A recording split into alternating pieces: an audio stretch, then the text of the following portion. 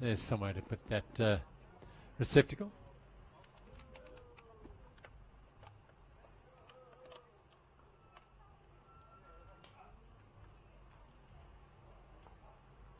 Keep it safe on the right.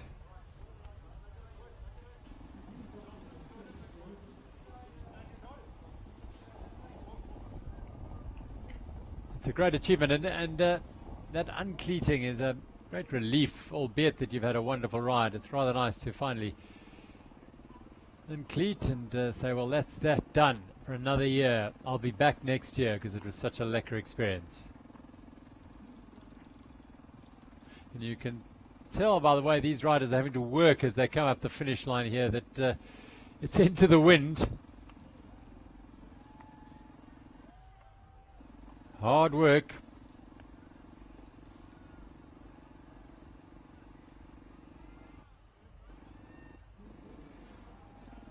Canadians are in the house. Well done. A big group of Canadians. Fantastic to see you here.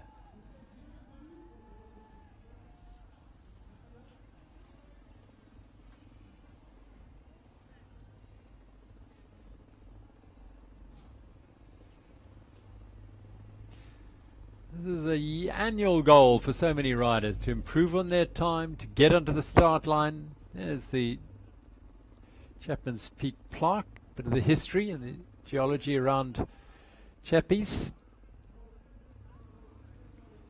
Sedimentary rock predominantly in Chapman's Peak.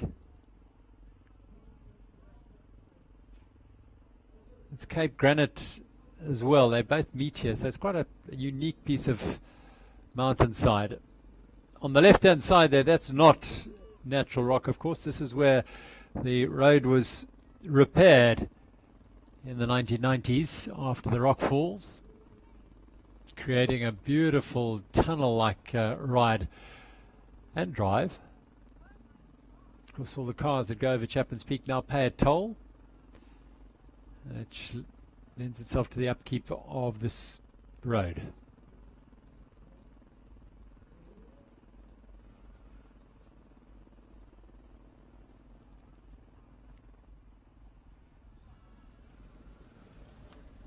Wind whistling around here at the finish as these riders continue to roll over the line. A medal and a cool drink and a relaxing afternoon here in Cape Town for all these riders.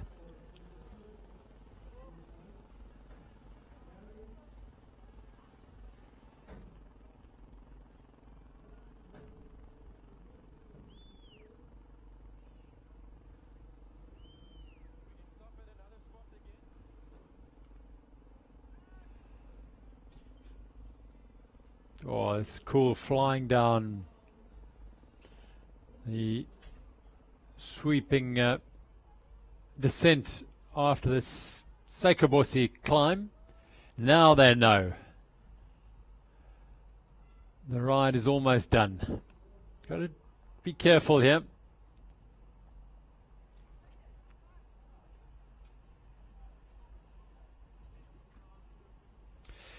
Through the Cape Town Cycle Tour, obviously the initial motivation behind holding the Cape Town Cycle Tour was to draw attention to the need or the safety of cyclists in the city.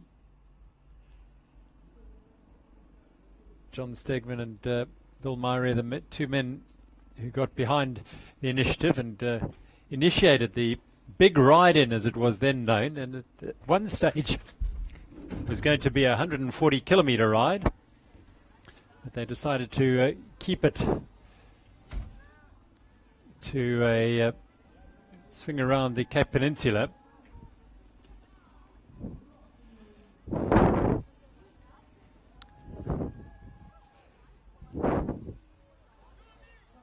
Delight! Well done.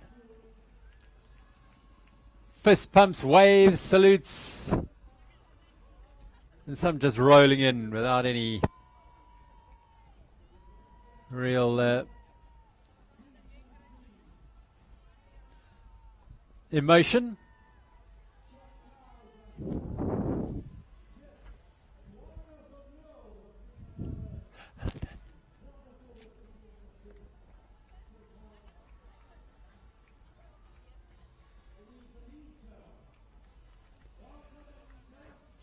Yeah, they're tired as they get across the finish line here because they've put in a big effort over the last couple of hours.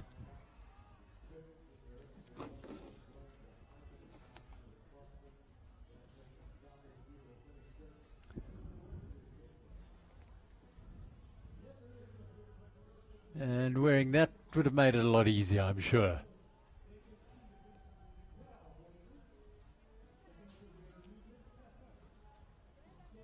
Social media guru Seamus Allardyce wandering down the finish line looking for work.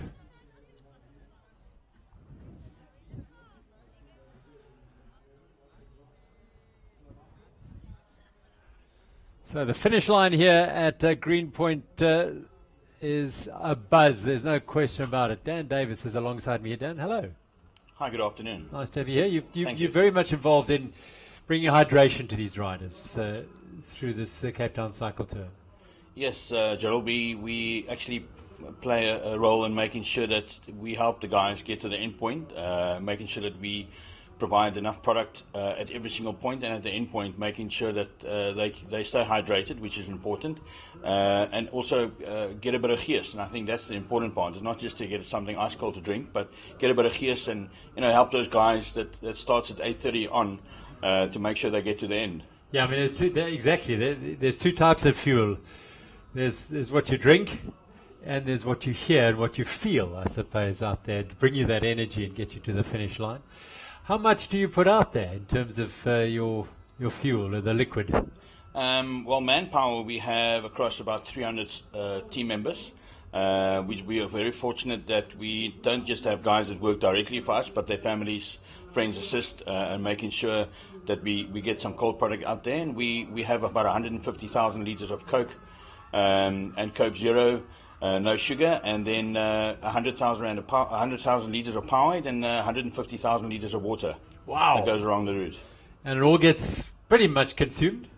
All gets pretty much consumed. Most of the consumption happens from the later starters. Yes. And yeah, most of it get consumed as long as it's ice cold. And my team know the most important part of hydration is making sure that it's ice cold product for the riders. But that's the difficult part, isn't it? Because you're in some remote areas out there, making sure it's ice cold. Absolutely. So we start this process. It takes us a week to get everything ready.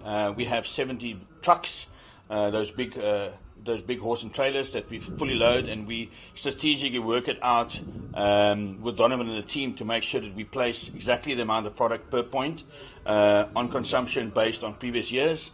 And we start icing up from Thursday already. The product, and we keep it in storage in our warehouses, and then loaded last night, and the guys have gone 48 hours taking it out there. So there are 13 points along the route. So you're saying that there will be more later on at the points later on in the route than earlier? Yes, for the first 3 points doesn't get as hard. It's the latter part of the race, especially when you go in the back route where we need it most to hydrate the riders. Well, we've seen a lot of them consuming a lot of Powerade and Coke along the route at those points, and I can tell you what, in some respects, a lifesaver for these riders to get them through this. We hope it is. If it's ice cold, and especially the guys that's novice, that you only have 2 bottles that you can take, and you're quite nervous when you go on the bike the first time. And I think just getting from refreshment station to the refreshment station just gives them the edge to make sure that they can tick the boxes to get to that end point. And obviously getting a little bit of gears and ice cold product just gives you, to make it happen to get to the next point.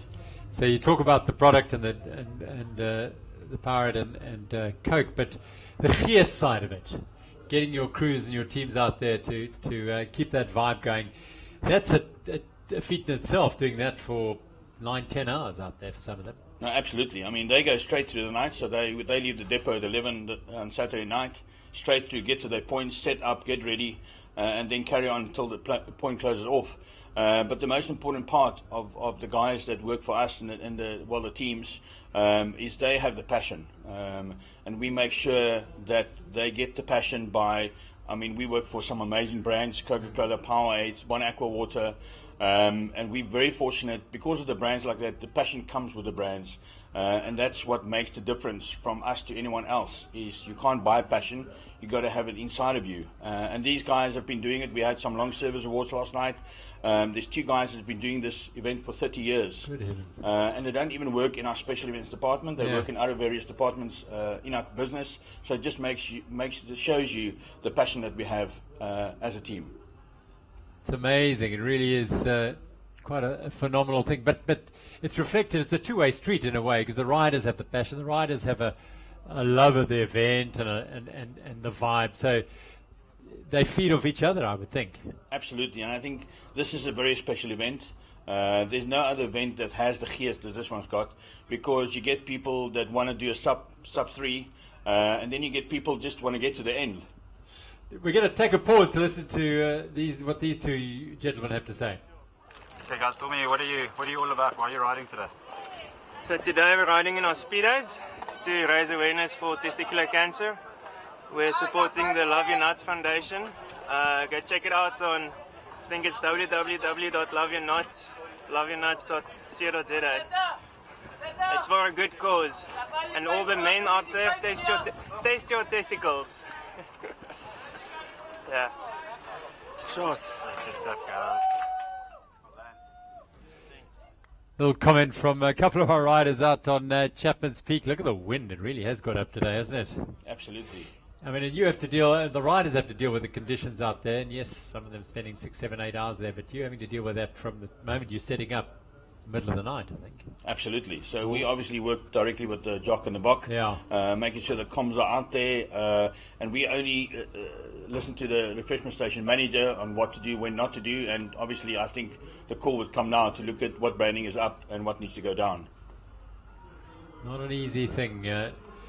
It's an unbelievable logistical achievement, a logistical feat, this event, putting it all together, and putting the hydration out on the route is critical.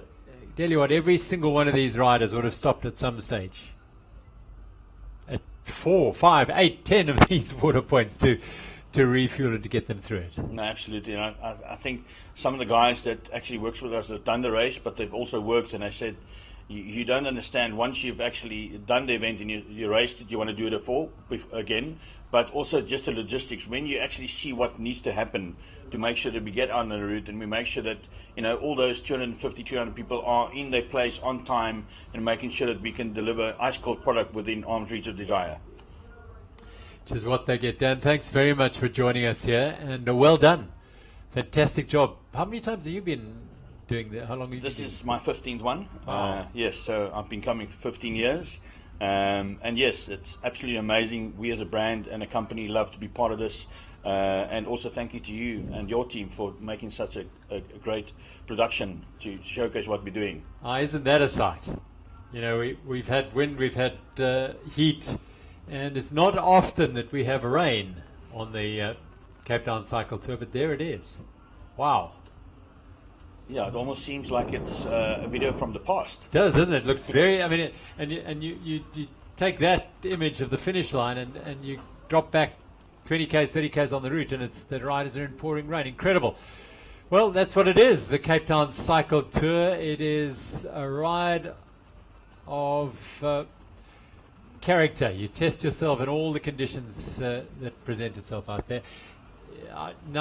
Dare I say it, if it gets really cold, they still need our they product. still need your product, yeah.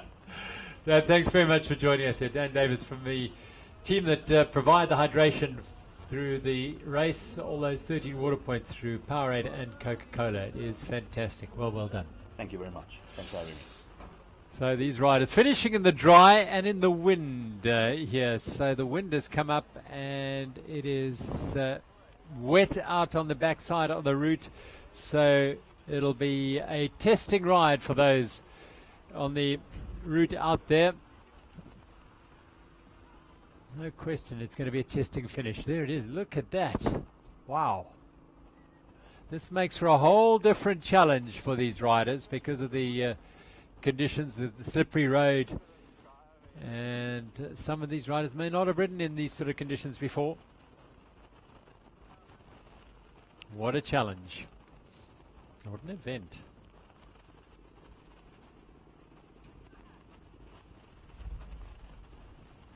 Well, they certainly wouldn't have planned for this, that's for sure. That rider didn't on the right-hand side. Rain gear not packed away for this event. But I don't think it's too cold. I think it's just a good drizzle.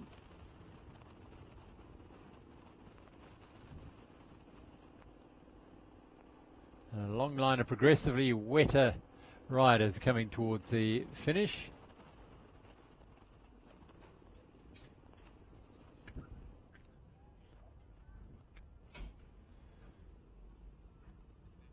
So that is Chappie's, and not quite as wet there.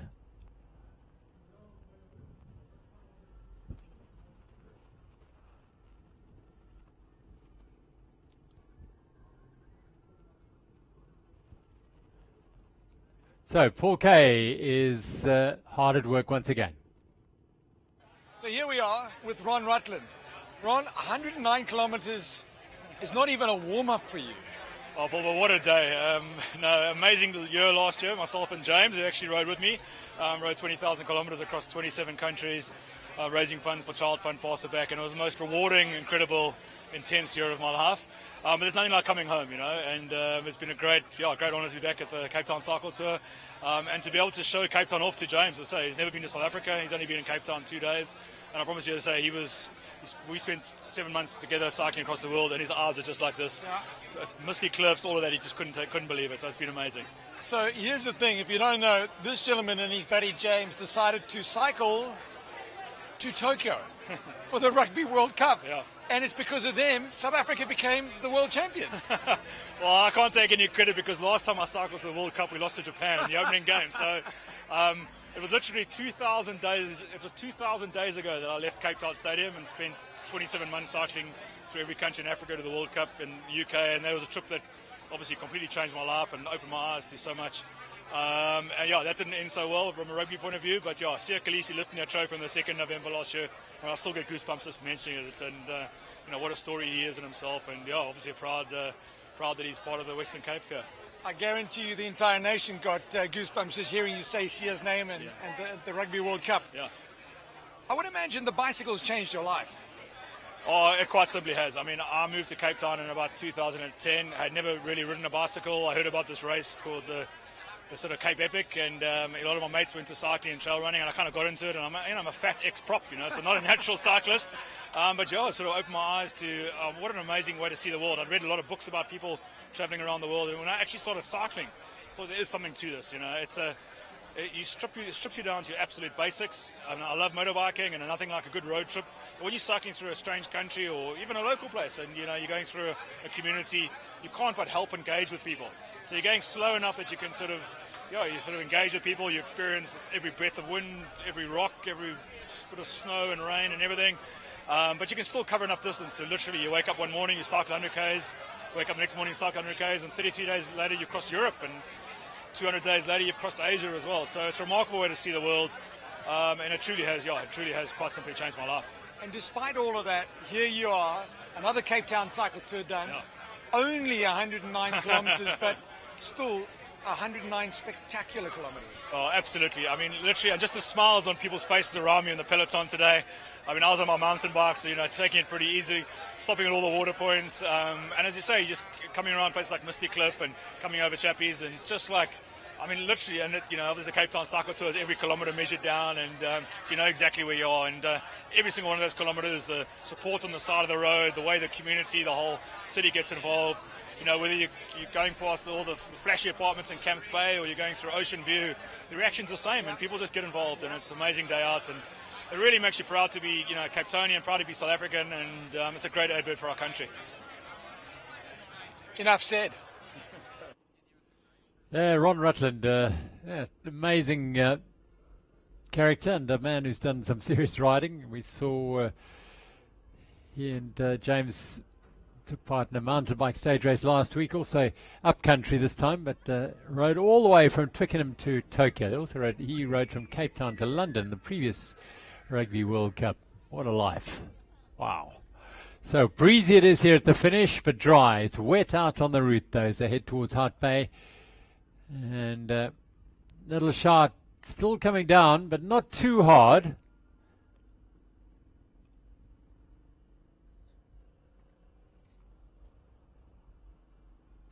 Let's go back to Paul Kay. The Cape Town Cycle Tour has made sure that many people are inspired to be fit. Many people are inspired to enjoy this beautiful route in this beautiful city. How was your ride? It was better than last year, I must say, and but at some point I started cramping. Okay, but it was a good ride.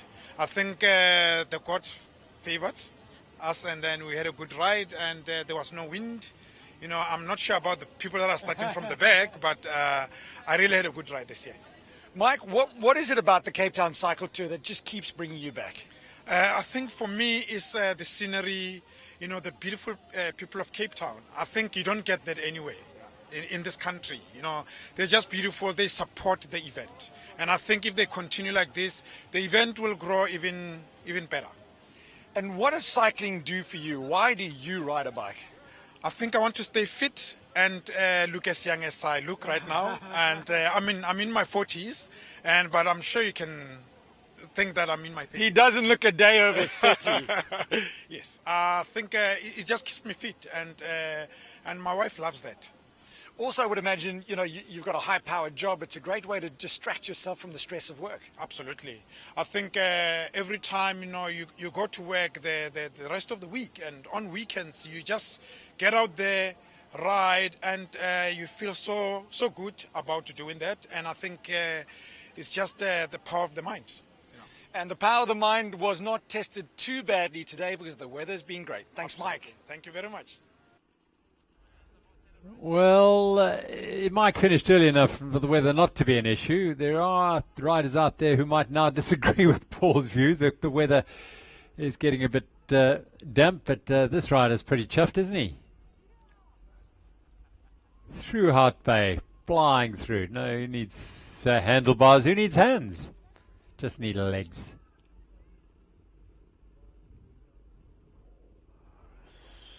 Excitement over there on the flats, and now the climb up Seikavosi looms for these riders.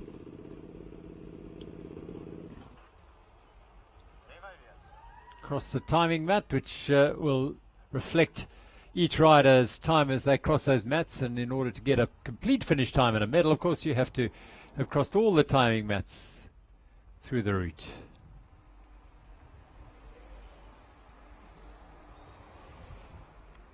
I think this looks like coming down Chapman's Peak.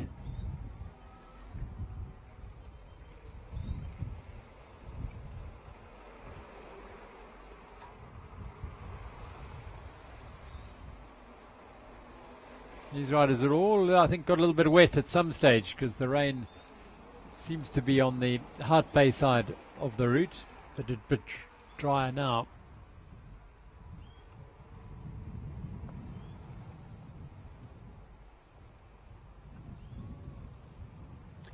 Yeah, there it is. Ocean View and coming towards Sun Valley, euphemistically named Sun Valley, but a little bit damp here, that's for sure, as they're going to make the approach to Chapman's Peak through Noordhoek.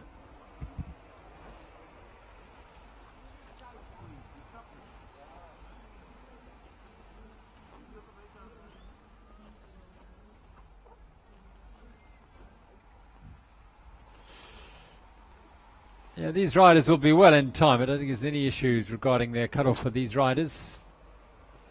3:30 in Camps Bay, they last cut-off. Now we haven't heard from our men out on the route and women out on the route. Let's go to Dion Bing. Dion. One of the beautiful things about the Cape Town Cycle Tour is how the route weaves all the communities of Cape Town together. And communities that we visit and we go through.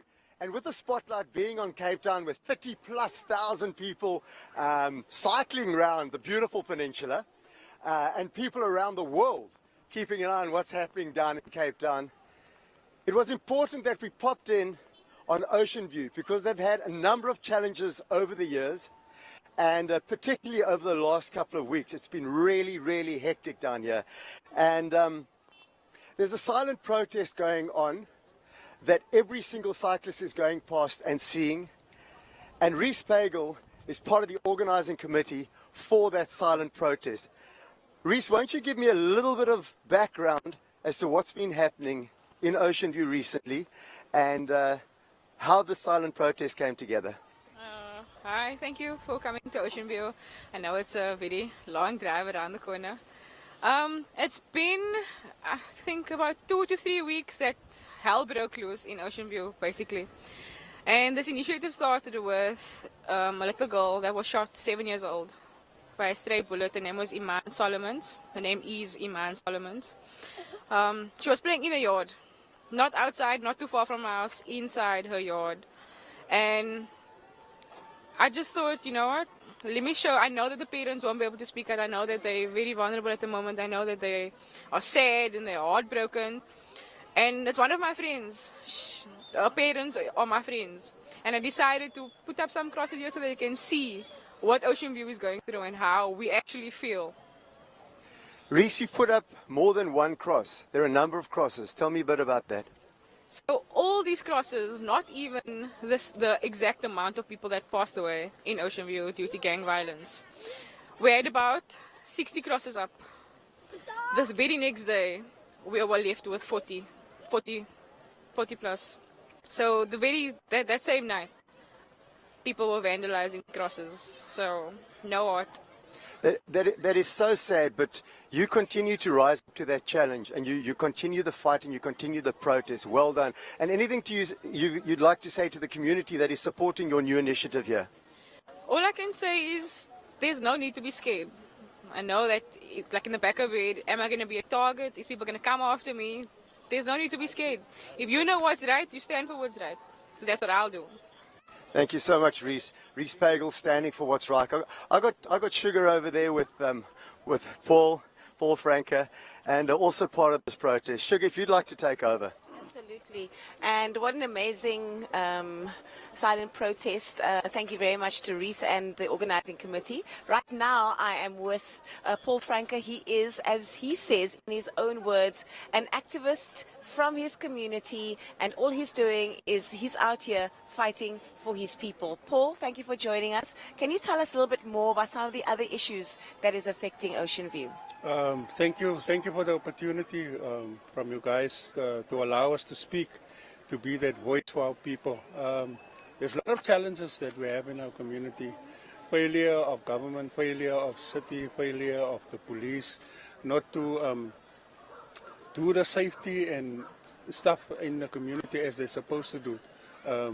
I myself have lost 23 people in the violence in Ocean View over the years. So yeah, the number is constantly increasing, and we need more support. We need support from the outside world. We need support from the outside communities, supporting us with initiatives and stuff that we can do with our kids, because our kids, they're wandering in the streets at night and they don't do what they're supposed to do, and the parents, they don't fulfill their duties as a parent that they're supposed to do. They don't teach their children respect. They don't give their children the necessary love and the support that they were supposed to give them. Yeah. So, I mean, all of that, you know, social ills, you bring in the gangsterism, you bring in alcoholism, you bring in drug abuse. It's good to see, though, that hope is not lost in this community. You and the rest of the other upstanding citizens, you've done and are doing incredible work to change things around. What would make it better immediately? Well, there's a lot of churches, NPOs, NGOs in our communities that is supporting some of the kids, but there are some that's falling on the side of the road that don't get infiltrated within the society. So we need more people on board, more support for our people, for our organizations, so they can help the kids staying off the streets, doing the things that they're not supposed to do. And in terms of the Cape Town Cycle Tour 2020, you're running the silent protest. Thousands and thousands of cyclists are making their way past. What would you like them to take out of what is happening here today? Well, to support our silent protest, maybe stop and speak to other people and find out what can they do, how can they support us, what can they do for our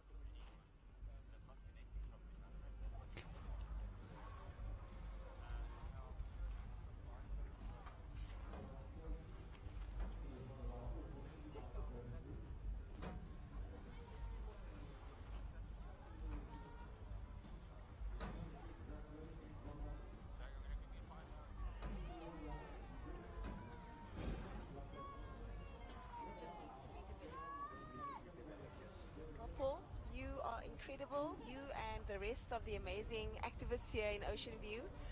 Thank you for standing up and showing the world what you are made of today, and all the best for your future endeavors. Thank you very much. Thank you for art. Thank you for the cycle tour.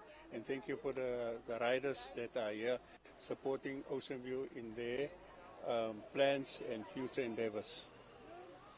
And that's where we leave it here in Ocean View, a community that is vulnerable, a community, though, that is standing up and saying enough is enough, and they deserve all the support that they can get. Thank you very much for being part of our show today. Yeah, serious issues being dealt with along the route here in the Cape Town Cycle Tour in terms of social upliftment and social impact on these communities, and drawing attention to what is a desperate plight for many of those living in Ocean View. Meanwhile, out on the route, these riders getting a little bit damp, but not too bad. They don't seem to be too worse for wear. They are dealing with the conditions, which are raining on one side of the mountain and dry on the other, and windy at the finish.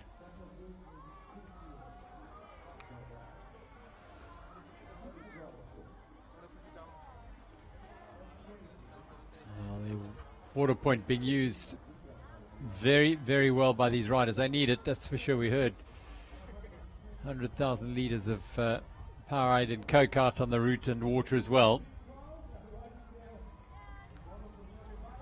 Young riders, well done. If this is your first journey around Cape Town Cycle Tour, I hope it's the first of many. Cherise Willett, the winner of the women's race today, completed her 21st. She joined the 21 club this year, and she will turn 30 this year. So she started at the age of 9, believe it or not. Big family outing for the Taylors, the Taylor family then. And here she is, still racing, still winning the event. Down the line, she's won it 5 times since 2008. The men's winner today, Travis Barrett, winning in 2 hours, 30 minutes and 4 seconds, ahead of Clint Hendricks and Jade Julius. Travis Barrett of Office Guru. And the women's races, Cherise Willett in 2 hours, 7 minutes and 48. They did 78 kilometers today.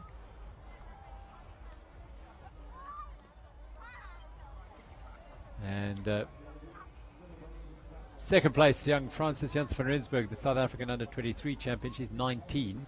And Hayley Preen was third place in the women's race.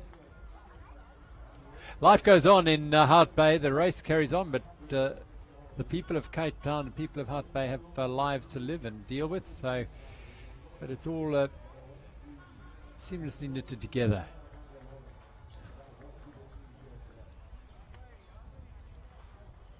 Looks like the rain has abated there for these riders.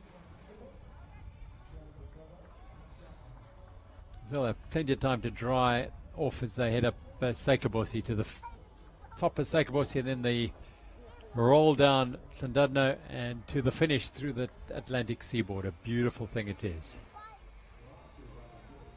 The wonder on the look of some of the riders as they ride through parts of the Cape they may never have seen before.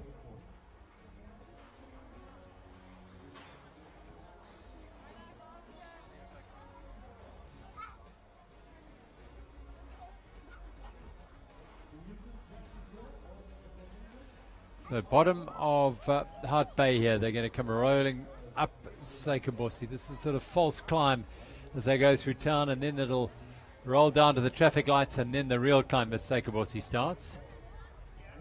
Well, there's an offer. Any takers? No, not yet.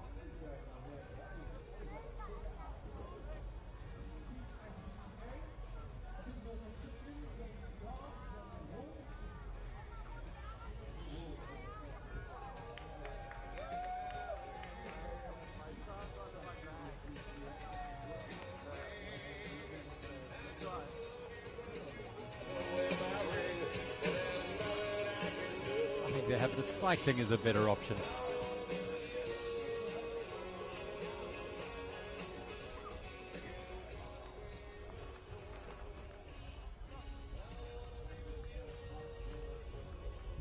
Sliding through Hart Bay here. So brief rain shower, cool the riders down, and back up and riding now.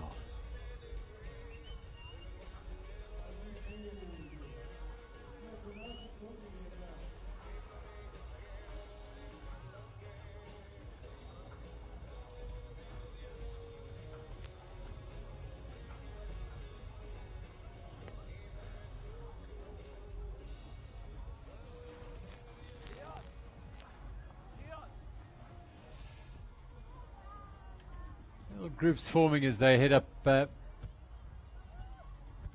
Chapman's Peak. Well, not really little groups, but just bunches of riders flying through.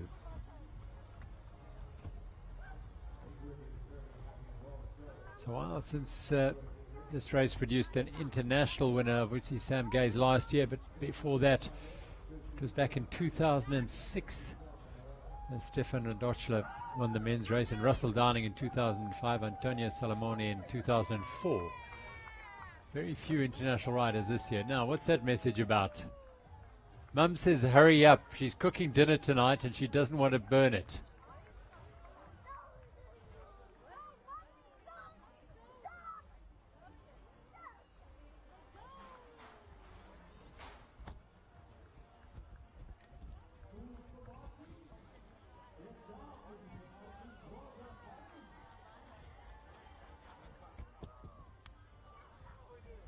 These flat sections really nice, just to cruise and up the tempo a bit before the tough climbs of Chappies and Sekabossi.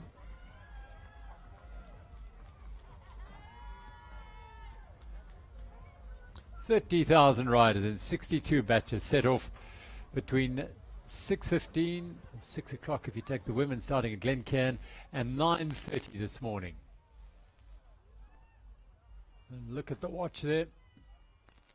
To tell you that it's 28 minutes to 2. You're well in time for making the finish. No question. Don't worry about that.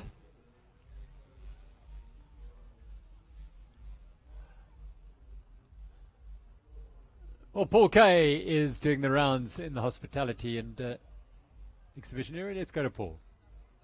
What's your name? Chan. What's your name? Fakhri. Where are you guys from? Salt River, Cape Town. Salt River. Particularly salty now because there's been a lot of sweat, I reckon.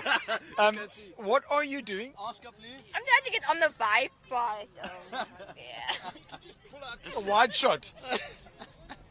How many cycle tours have you done? 0, but I'm going to do it next year. Oscar, what's he going to do next year? I'm going to tandem bike with my dad. Are you going to train for it? Yeah. That wasn't very convincing. How was your tour? Very well. It was excellent. Had a lovely time. How was your time? 4 hours. That was good enough for me. It's a very good one. And just tell me about the beautiful people of the city of Cape Town and getting to enjoy the streets being closed. Awesome. The race is very well supported.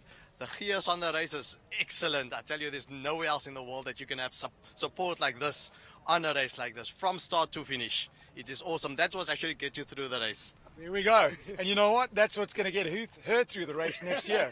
Hopefully. Well, that's the gist of this event, isn't it? Just fantastic. Lovely to see. Family vibe, and that's what it's about. The parents often encouraging the youngsters and inspiring their children to take on the challenge of yeah, look at that young man. Wow, fantastic. And being encouraged all the way along. What a draw.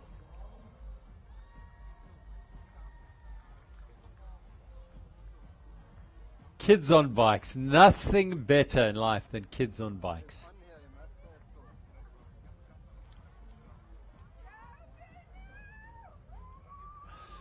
The communities of the Western Cape and Cape Town in particular coming out to support the riders here en masse and in numbers. It's wonderful to see the colour and vibe they bring to the ride and the race.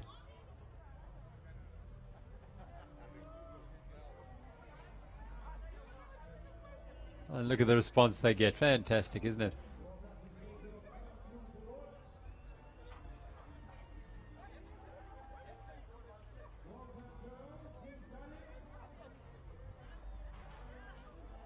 Dion Bing is out there. He moved on from Ocean View. He might still be there.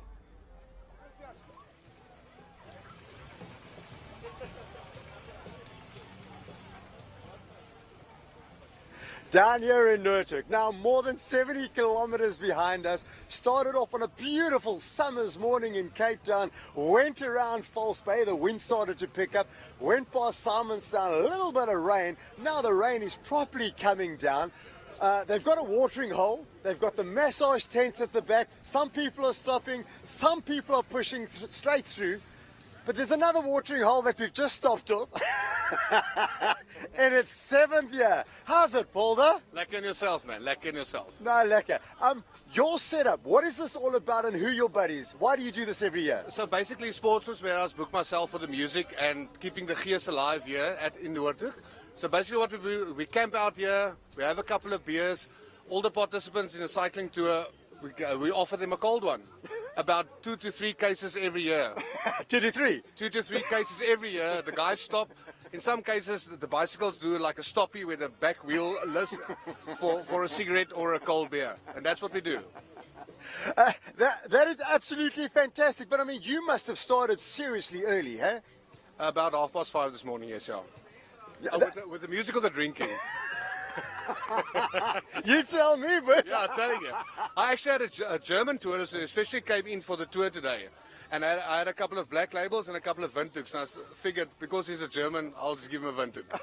and he WhatsApped me when he reached the finish line and said the beer made him not cramp anymore, so he could finish the race. This is exactly why we do it. This is a different kind of medical tent to stop you cramping. Thank you so much, Paul, for what you're doing. Man, perfect. We'll do it every year, all the time. We'll see you next year for a cold one and some great music. Cheers, Oaks. Cheers.